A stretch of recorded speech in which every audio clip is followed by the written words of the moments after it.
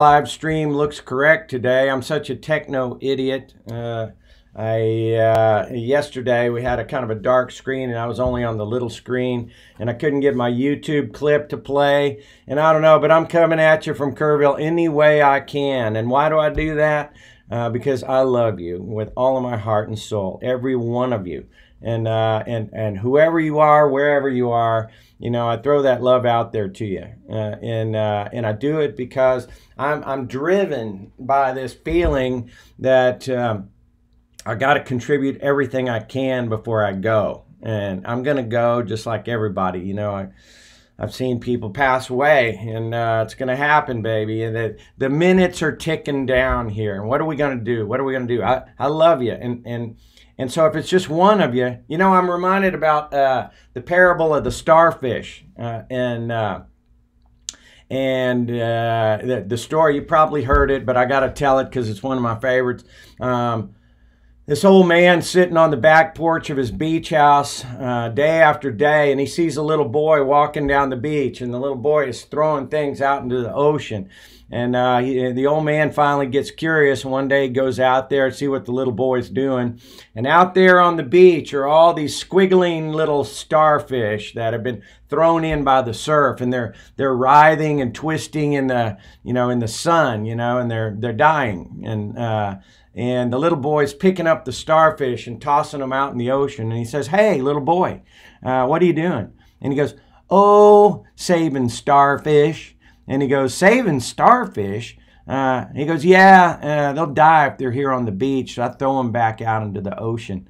And he goes, "Well, look at it. Look down the beach, son. There's millions of them. I mean, what kind of a difference do you think you're going to make?" And the little boy, he looks at the man kind of curiously, and then this look of defiance comes onto his face, and he reaches down on the beach and he picks up a little squiggling starfish, trying to survive, and he whips it out into the ocean as far as it'll go. And he turned to the old man and he says, "It made a difference to that one." And so as you go about your day to day, as you're waking up, as your mind and your heart and your whole being are waking up, and you're moving about your day, and you're going to the store, and you're in the office, and you're going to see those little starfish all over the place, all right? And these people around you, and they're going to be dragging along with their coffee cup, and they're not feeling so good, and just life in general is hard to deal with, as you well know. So this friend years ago, he taught me this trick, and I've been using it almost to the point of bothering people, but I don't care anymore, you see. And so I go up to people, especially the ones that look really downtrodden and kind of depressed or even sad, and I don't care if they're at the gas station or in the grocery store line or whoever they are.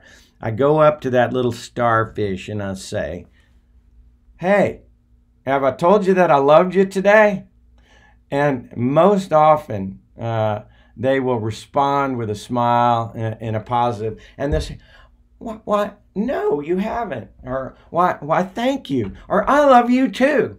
And you see their vibration come up a little bit. Sometimes it comes up a lot, and that's the paycheck. That's the payoff. Is when you see another person's vibration get raised a little higher, and you express that love, because they feel alone out there, friends. They feel alone. They feel scared. They're not sure what's going to happen. They live in one of these bodies. You never know what's going to happen to it.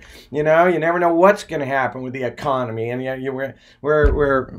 I don't care if you're a wealthy billionaire. There's some uncertainty in your life, and so when you know that somebody else, just one somebody else, loves you, even if it's a stranger in the checkout line, it makes them feel a little better, and that's what life's all about. And so go out there and save those starfish today. It's going to be a good thing to do. And so, what is it all about? Why has Stevie decided to start live streaming? Well, it's it's a need that I have to express. It's that kind of like I was telling you yesterday about this book, The Artist's Way, and just kind of letting your creativity, your spirit flow out of you in the best way you can. And I need it for my health, and I have a need to express it. And it's kind of cool, you know, because I've been afraid of this camera and talking to you in this manner, and I've avoided it for months. But now that I've done it a couple of times, you know, it feels better and it feels a little bit more natural. I didn't want to come here today, just like I didn't want to come here the last couple of days. But you know, it's a little bit easier, you know, and it's sort of therapy for me. And I appreciate if you're hanging around. They say, speak your truth loudly and courageously, and then see who hangs around. And therein, my friends, you will find your tribe.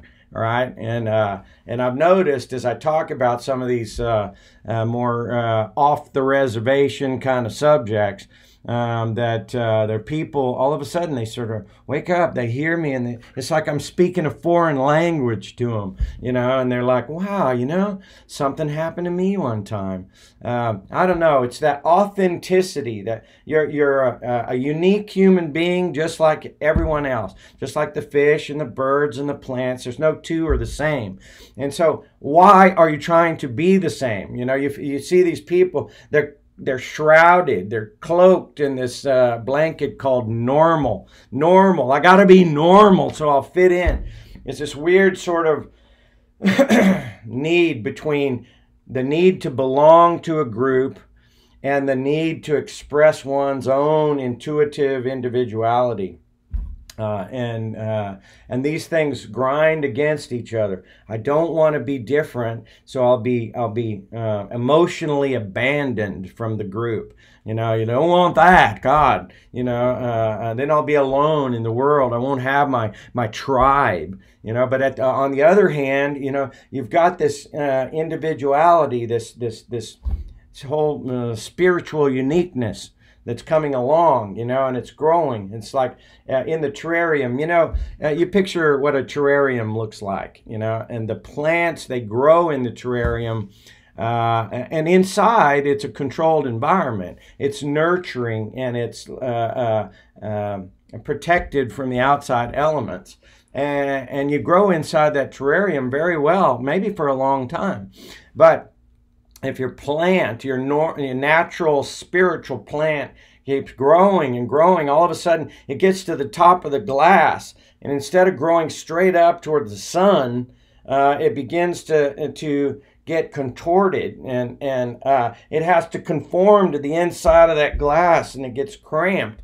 You go see them, you know, that they don't look happy when they reach the glass. And I believe that's what happens to a lot of people. I believe that that's why there's, you know, depression and alcoholism and anxiety and drug abuse and midlife crisis, you know, is because people have reached this confined area, and they're pressing up against that glass and they can't handle it. So one of two things happens, maybe one of three things.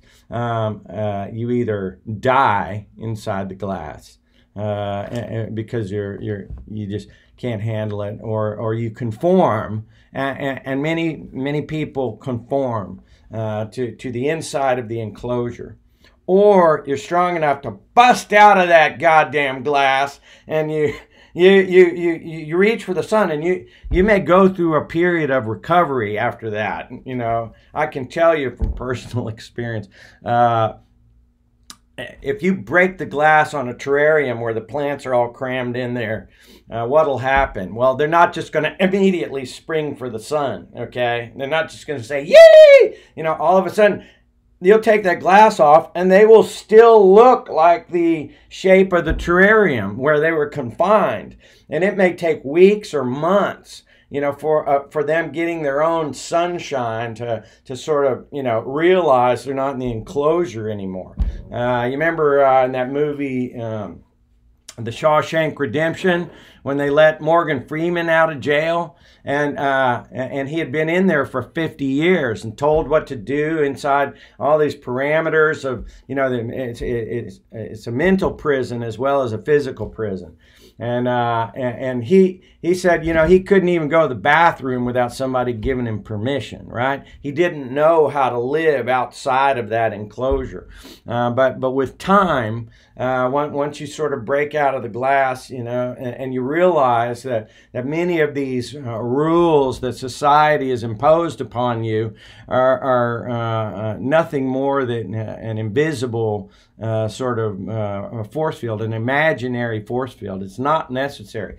And so you need to let your own light shine however it comes to you. You know, that little clip I played yesterday, and it didn't really show up, about Sir Ken Robinson and that lady named Gillian Lynn. She was being forced as a little girl. They said that she had ADD, back then they didn't have ADD, but they said she was disruptive in class, and they sent her to a psychiatrist. Because she, you know, kept disturbing all the kids, not doing her homework. And the shrink looked at her and then told her mother, hey, your daughter's not sick. She's a dancer. Take her to a dance school, all right? And what happened?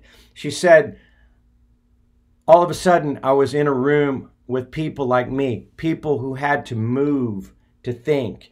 People who had to move to think, people who were expressive, people who had other ways of communicating and learning.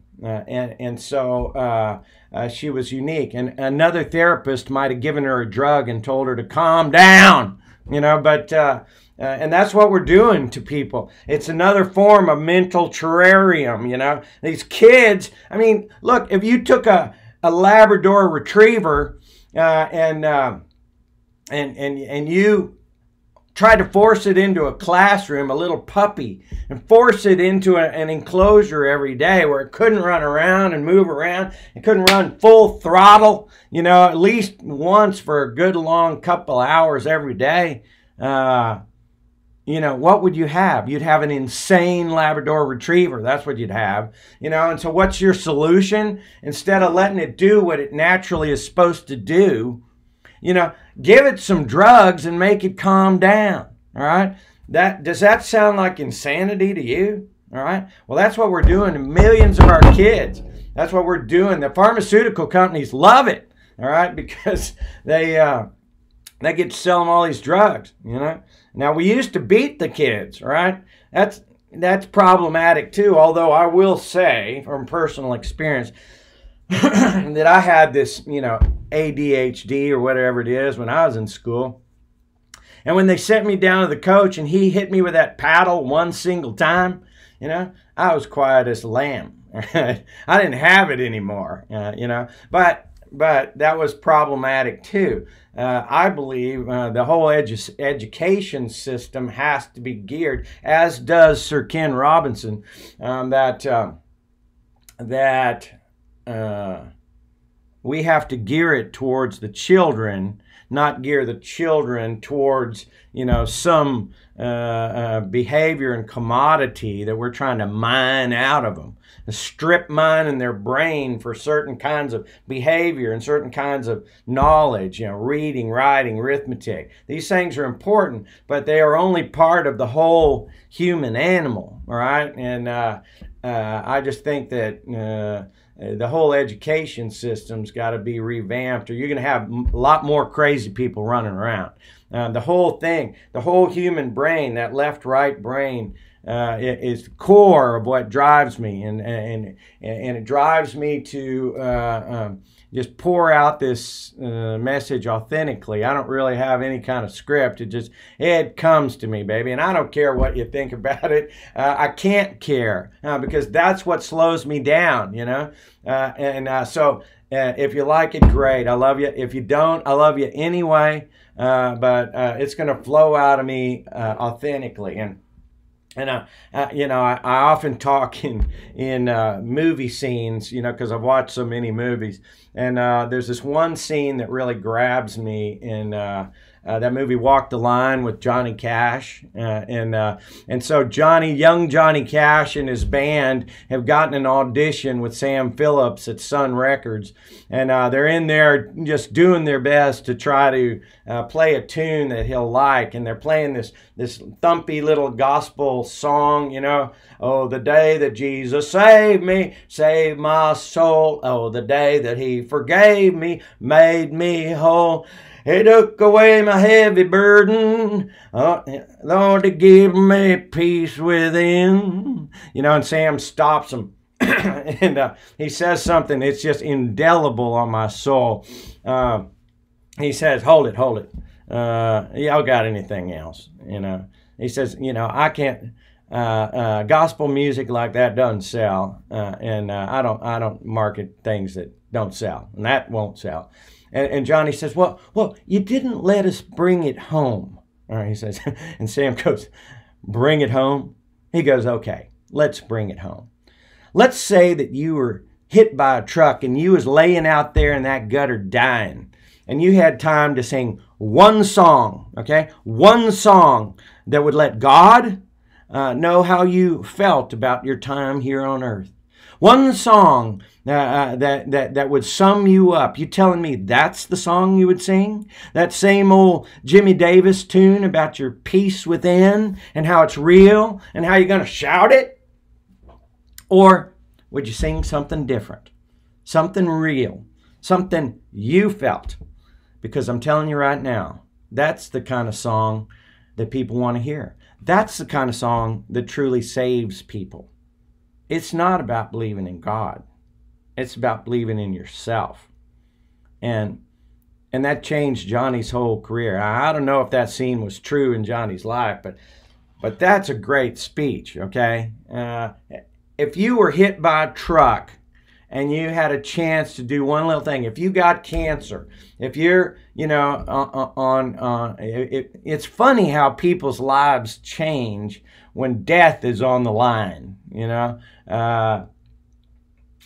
You know, someone gets a cancer diagnosis and all of a sudden their life goes from some indefinite period of time to just a few minutes left, okay? You can almost, I've had a friend recently who has a cancer diagnosis.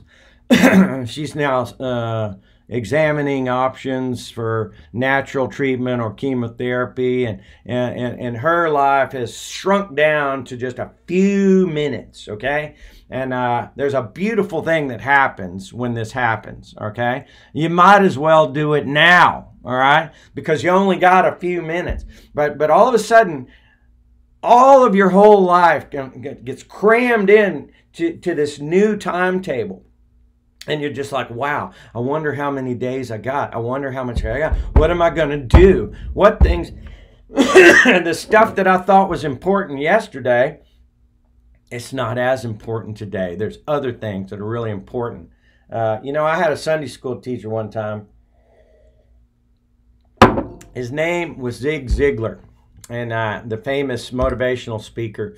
And the only reason that I really went to the Baptist church originally, which was something my very Catholic grandmother told me never ever to do, is going to a Baptist church. But I went there, and the reason I went there is because there's a guy named Zig Ziglar who ran a Sunday school class there. And I was always a big fan of motivational speakers. And I can say that I knew Zig a little bit, and got to have lunch with him and hang out with him a little bit. Fabulous guy. And Zig used to say something about death and being close to death. He said a lot of things about that, because life and your precious spirit, your time, your journey, your mission here on earth becomes so much more important when you know your time is limited. And Zig used to say, he talked about warehoused America. People, he'd go and visit people in the hospital and the nursing homes and stuff all the time. He said there's millions of people out there that are in the warehouse. You know, their body's not working anymore. And all they have to do is sit around and think. All right, they sit around and think. They have time, and they look back on their lives. Now, pretty much anything that they were able to do is over, and they're just sitting around. You go to any nursing home anywhere, and you'll see. And he said they were asking themselves one of two questions: either I wish I had, or I'm glad I did. They're telling themselves one of two things: I wish I had, or I'm glad I did. And most often he hears them say, I wish I had. And they're not saying, I wish I had made more money. I wish I had a bigger house. I wish I had a neater car. I wish I had spent more time at the office. They're not saying that. They're saying, it's usually all about relationship. I wish I had said I'm sorry. I wish I had said I love you. I wish I had written that letter. I wish I had repaired that relationship. I wish I had reached out to that old friend, and now they're gone. And I wish I had spent more time with my family and with people. And it's most often about relationship, and that's what it's all about. And and now popping into my mind is a poem that goes along with that, and basically to reach out to the people you love, because that's so important. And I'm guilty. Keep in mind, folks, I'm no teacher, no expert, no nothing. The things that I will talk about, especially some of these more out there kind of things. Well, I'm going to be talking about Kundalini here in a minute. I'm no expert on that. but all I can do is pour out my heart authentically to you and hope that it resonates a little bit. And I do it for myself every bit as much as I do it for you, because I need it. And I found that if I step into a teacher role, that I have to learn stuff more than anybody that's listening. And but anyway, I'm thinking about this poem, and I forget who it's by, but it's called A Cup of Christmas Tea. And I can't quote the whole thing, but I've always loved it. My daughters can tell you I read it every Christmas. And it goes like this. It says, the log was in the fireplace, all spiced and set to burn. At last, the yearly Christmas race was in the clubhouse turn. The cards were in the mail, all the gifts beneath the tree, and 30 days reprieve until Visa could catch up with me. And though smug satisfaction seemed the order of the day, something still was nagging me and would not go away. A week before, I'd gotten a letter from my old great aunt. She said, you know, I'll understand completely if you can't, but if you find you have the time, how wonderful if we could have a little chat and share a cup of Christmas tea. She'd had a mild stroke that year, which crippled her left side. Though housebound now, my folks had said, it hadn't hurt her pride. You know she'd love to see you. Oh, how wonderful it would be if you could go and maybe have a cup of Christmas tea. But boy, I didn't want to go. Oh, what a bitter pill to see some old relation and just how far she'd gone downhill. I remember her as witty, as cheerful, and as bright. I remembered Christmas Eves when she regaled us half the night. I didn't want to risk all that. I didn't need the strain. I didn't need to be depressed. I didn't want the pain. And what about my brother? Why not him? She's his aunt too. I thought I had it justified, but then before I knew, the reasons not to go I so painstakingly had built were cracking wide and crumbling in an acid rain of guilt. So armed with squeegee, sand, and map, I went out my front door. and I can't remember all the rest of it, but you get the drift. He goes to see his old great aunt, even though he doesn't want to go, and he winds up having an amazing experience, and she obviously did too. And it meant the world to him to go and share. Let's pretend you're my old great aunt and I'm coming to visit you, you know, because I really didn't want to come to this party. And I've avoided coming to see you for quite some time, Auntie. But I'm here now, and I'm going to keep coming back to visit you because I miss you and I love you. And that's a great poem. Go get a copy of that book. The author's name is Sledge, I believe. Read that whole thing to your family every year. It's a wonderful book. You know, when we get so involved in our lives and the things that we think are important, and it's really, it raises our vibration if we share with people. If we tell them we love them, if we reach out, you know. Have you been avoiding calling your mother? I avoid it sometimes. Sorry about that, Mom. But it's not that I avoid it. It's just that I don't do it. I love my mama. But you know, I don't call as often as I should.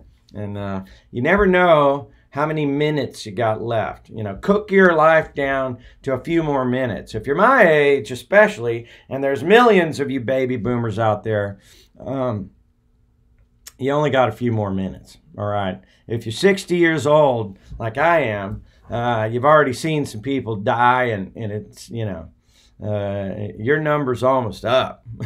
I figure any day after 60 is gravy, all right?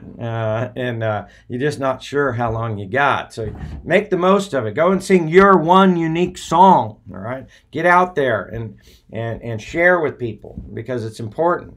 You don't want to get to the warehouse of life and look back and say, I wish I had. You know, I wish I had done that. You don't want to do that.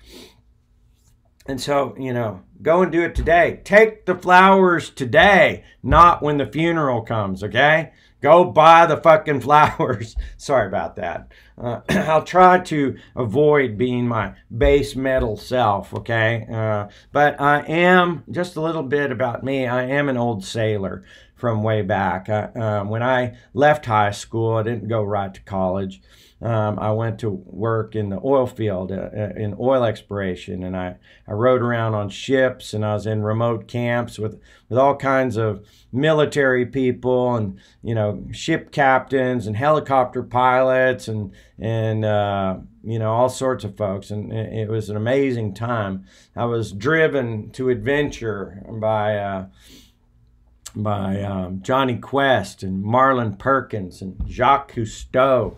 These people just drove me wild when I was a kid. In fact, the theme song of Johnny Quest to this day really, it just grabs me every time I hear it. I should have it queued up to play for you. But another tune that always grabbed me, you know, my dad was always into televised sports. And he watched everything there was to watch, and I wasn't so much. I didn't really care. To this day, I don't really know what the best football and baseball players are.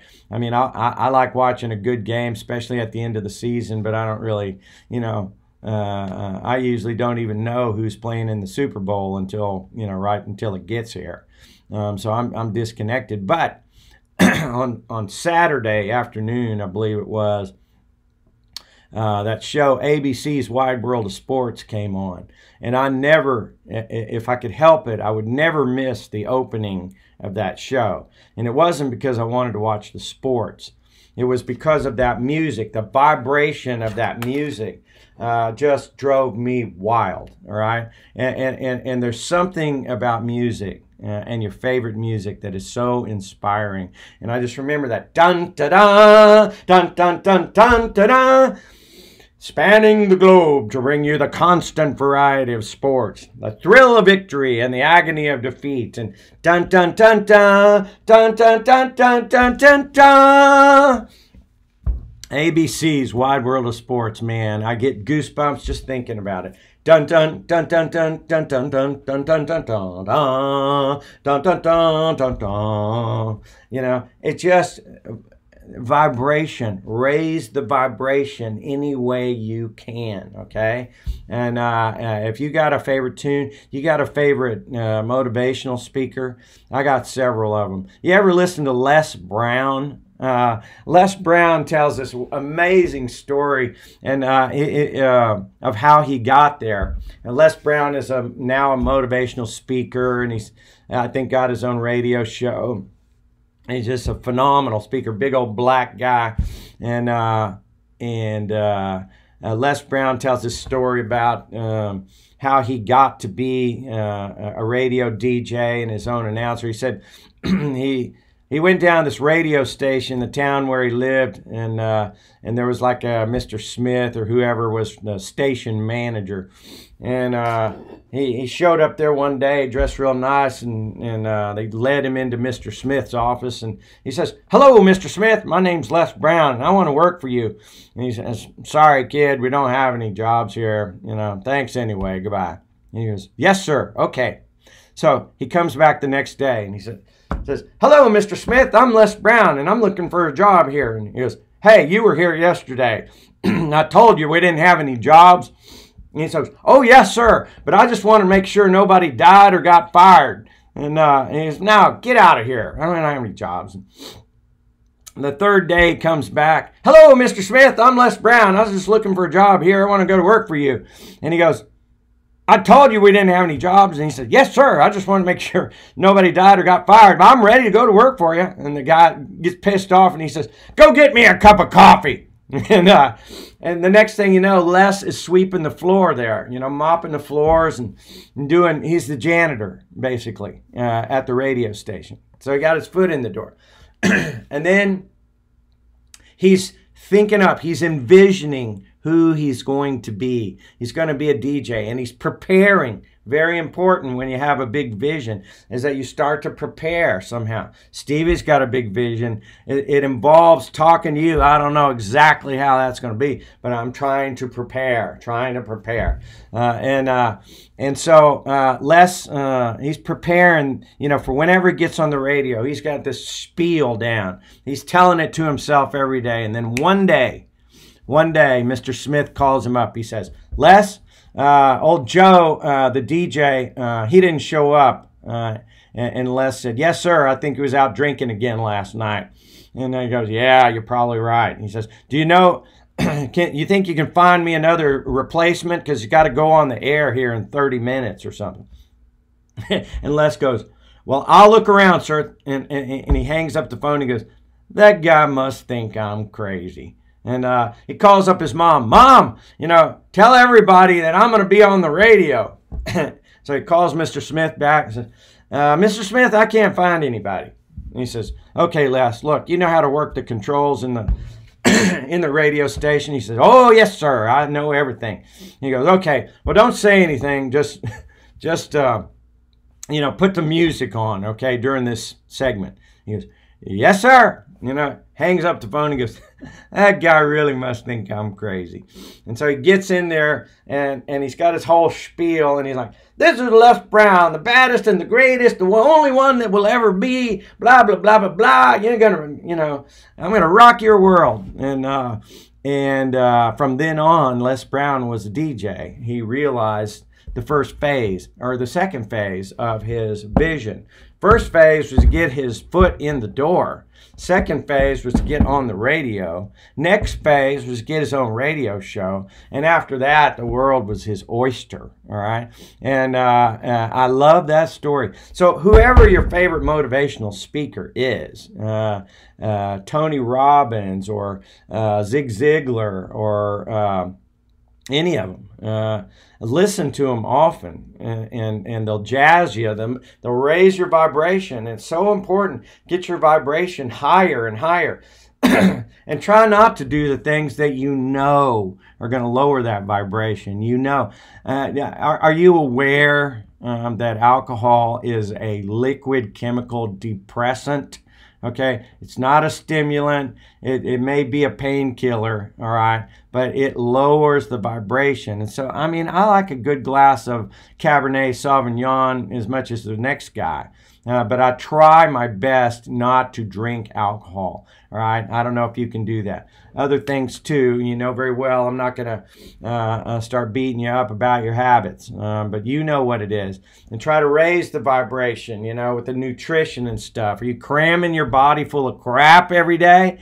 You know, be aware of it. Try to get more aware of it and make that machine, that physical machine has been loaned to you. It doesn't belong to you. You ain't going to get to keep it, all right? All you get to do is move around in that body. And so you have a responsibility to do the best you can to take care of it. And I'm not all that good either. I've been getting kind of a little pot belly. Check that out, huh? Before, after. Before, after. You know? So, I'm doing what I can. Anything you can do to make your self-esteem higher and feel better is a good thing. And I don't know what else to tell you. I do this thing. I do know what I'm going to tell you. Kundalini. I told you I was going to tell you about Kundalini. And this is an interesting subject. And it's what I'm actually going to be talking about tonight here in Kerrville, Texas at the Unity Church at my weekly discussion called the Forbidden Discussions. And we have a lot of fun in there. And I tell people strange and supernatural things that have happened to me throughout the course of my life. And because I've gotten to a place where I'm not really afraid to talk about them. And I feel truly that out of love for humanity, it's my duty to tell people what's happened with me authentically and not worry too much about what they think, because they get something out of it. And I like telling it, and they like hearing it, and they oftentimes will pop open like a little seed, and they say, you know, something happened to me one time. And so tonight I'm going to talk about this phenomenon called Kundalini, which in 2014 something happened to me that I didn't understand what it was. But I had been in a place of depression and trauma. We had come back from Peru, and I was trying to morph back into being an urban real estate broker, which I wasn't doing very good at. I wasn't making much money doing it. My life had changed in Peru. Now I was here in Houston, Texas, under a lot of pressure and having troubles, and so I started calming down. And about 3 o'clock in the morning, instead of reading or watching something on YouTube, you'd find me in the living room of our house, just sitting there. And I had reached a point. There's a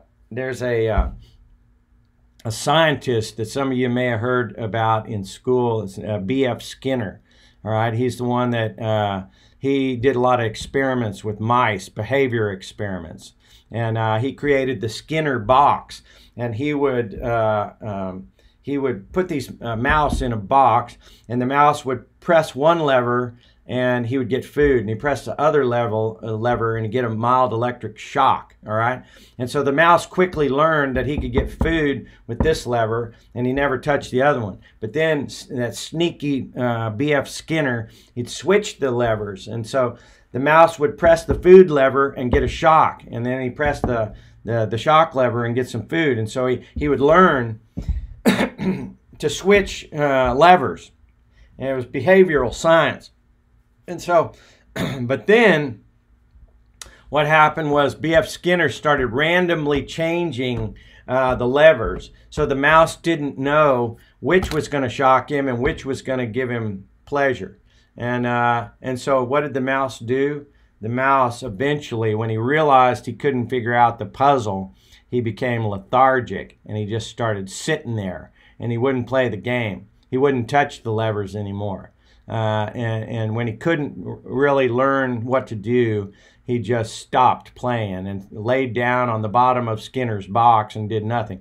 And that's really kind of what happened to me when that period in Houston. I just started sitting there. I didn't really quite know what to do. And I would sit quietly 3, 4 in the morning, sometimes for an hour or two, and not do anything. And in Christian circles, they call it being still before the Lord. And you just don't do anything until the Lord moves and does something, gives you a sign, or makes something happen. And that's what I was doing. And I started settling down and down and down. And I was going into a blissful state. And it was causing me to be peaceful, causing my little spirit to settle down. And an interesting thing happened. This was when I was, 55 years old or so, 56. But back when I was 15 or 16 years old, my friend Kenny Cunningham and his sister Carrie invited me to a transcendental meditation class in Houston. That was back when I was 15 or 16 years old. And they formally trained me how to do transcendental meditation. That's that meditation from the Maharishi Mahesh Yogi. I learned how to do that, but I never used it. They gave me this little mantra to repeat in my mind, and it helped settle me down. I knew what it was like to sit in complete stillness.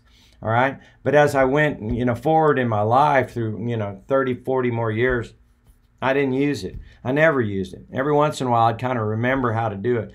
But when I got to this still place where I didn't know what to do, I was in the Skinner box.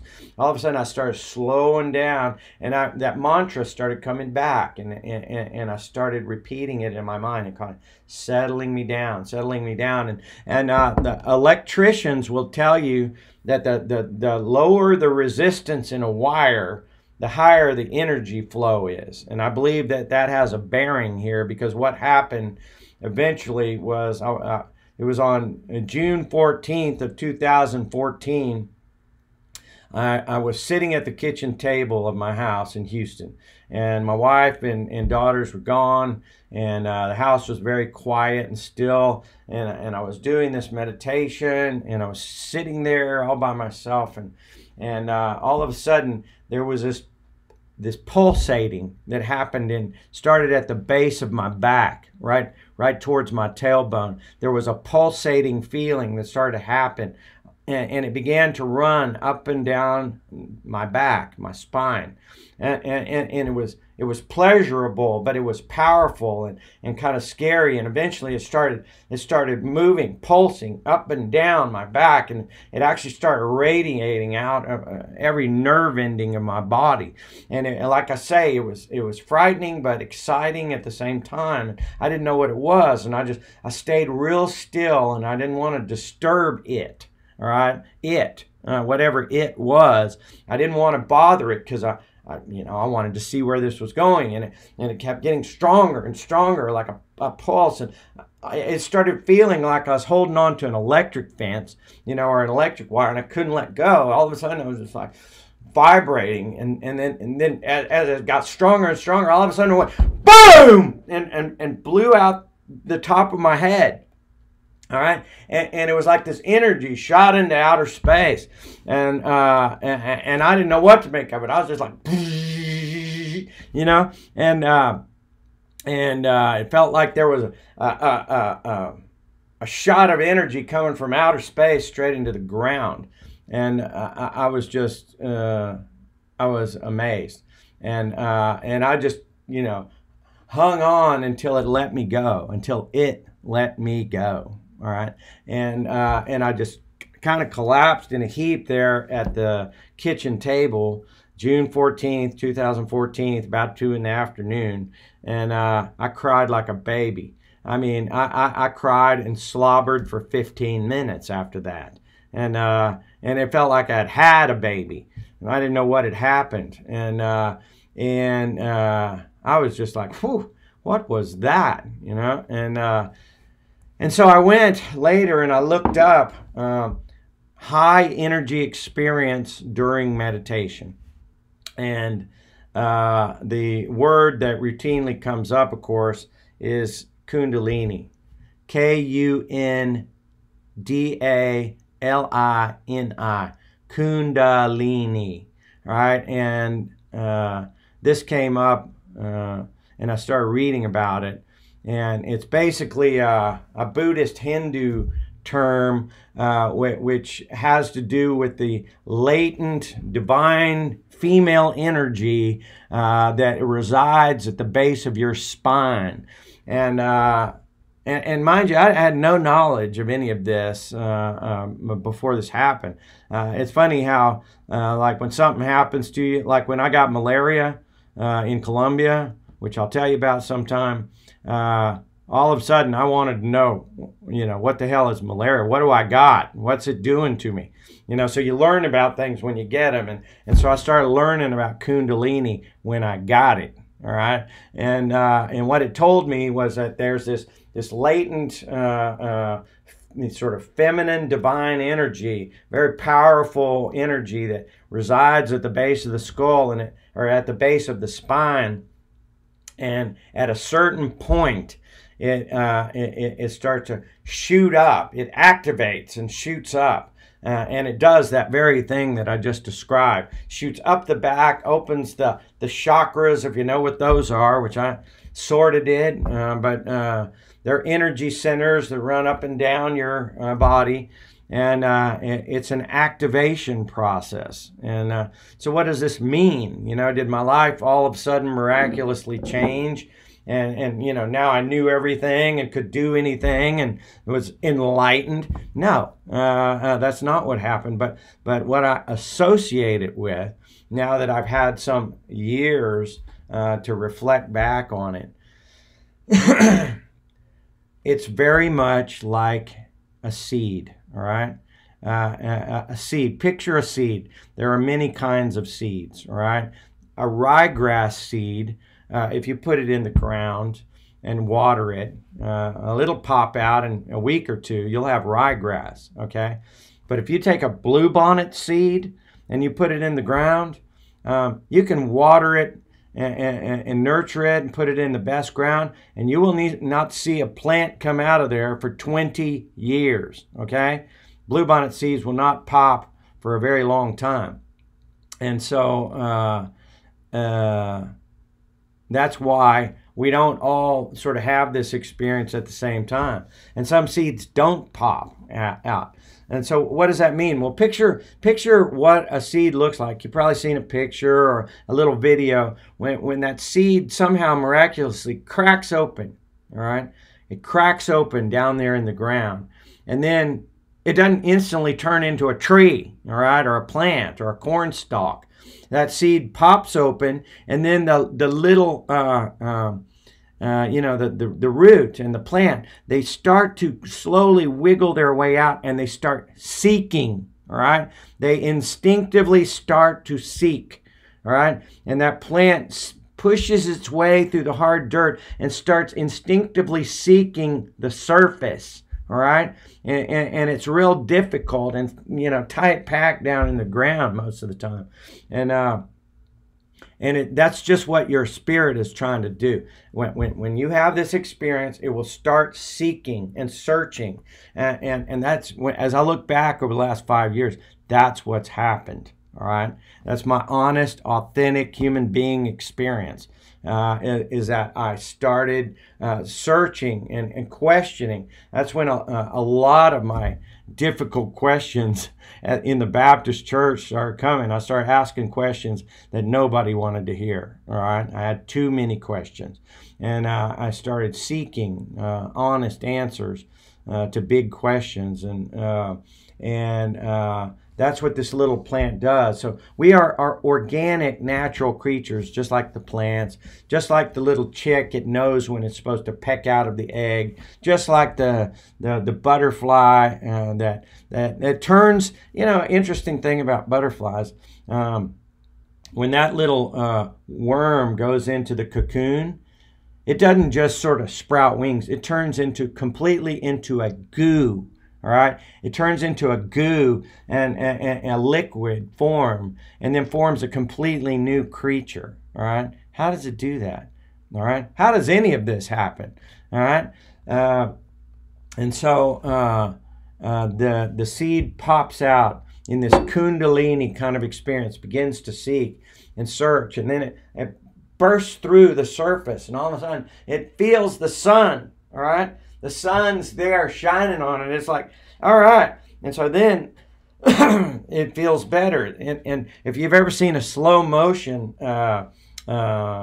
a picture or video of plants when they grow, they don't just calmly grow straight up. They wiggle. There's this sort of circular struggle that goes on as they reach for the sun. And so this whole process of evolution, or whatever you want to call it, it's a process. And this Kundalini thing, there's a lot to it, all right? And I think it's when, I really think it's when you get yourself to a calmer, it's a higher energy, but a lower frequency, if that makes any sense. When you settle yourself down in meditation, and I'll probably repeat this over and over and over, but it's very important, very, very important that you learn this art of meditation. And go listen to Dr. Joe Dispenza. I said about him yesterday. Train yourself like a dog, like a little puppy. And every day you're going to try to set it there and make it sit. And it doesn't want to. It's going to wander off. And no, you bring it back. Sit quietly. And it'll run off and run off and run off. And then one day, your little puppy, your little physical body will give up and say, okay, it's going to make me sit. I'll sit. It's, master is going to feed me, all right? And so I'll do what master wants. You have to be the master of your body, General Patton says the body always wants to quit. The mind has to override the body. And so be the master of this animal, this physical animal. It wants coffee. It wants to tangle. It wants to look at the screen. Don't let it for 10 minutes, all right? Each and every day. In the morning is usually best because you calm down. If you sit in the morning before you get up and get going and just practice this art of meditation. Look some stuff up and learn how to meditate. Listen to Dr. Joe. The monk I told you about yesterday talks about that little monkey mind. Give that monkey a job and pay attention to your breathing. And that's all your mind is to do, is pay attention to that breathing for 10 minutes. It'll change your life. What else do I got for you? I love you so much, world out there, whoever you are. And I'm going to keep coming and pouring it out to you. After 3 days, I'm kind of getting into it. I was at the gym one time, and you know how you go back to the gym. If you go and work out at all, which you should. You don't have to just lift heavy weights, but you got to keep this physical thing in a certain tone. You don't got to build it up real big and strong, but you got to keep the tone of your body. Don't let it get way overweight. Don't let it get too atrophied. But anyway, you have this sort of back and forth of getting in a little bit better shape and falling out of shape. Thanksgiving comes and you hang around for a week and you don't feel so good. You don't run, you don't do anything. But anyway, it's one of those times I was going back to the gym and I used to see this big old black brother there. Funny guy. I always loved him, real slow talking. Hey man, how you doing? And so this one time, I'm working out, on this, machine. I'm sweating, struggling. And he passes by me. Yeah, I see him come in. When I see him, I'm like working a little bit harder, because he's this big old dude, And I see him and I smile at him. And he goes, "Are you bringing it? Are you bringing it?" And I go, "Yeah, man. Yeah, I'm bringing it, baby. I'm bringing it." And that's all you can do. Try to bring it. Are you bringing it? Huh? Bring it. Try to, reach out to people, Tell them you love them. Hey, have I told you that I loved you today? All right? Bring it. Are you bringing it? All right? I love you. I'll talk to you later. Bye-bye.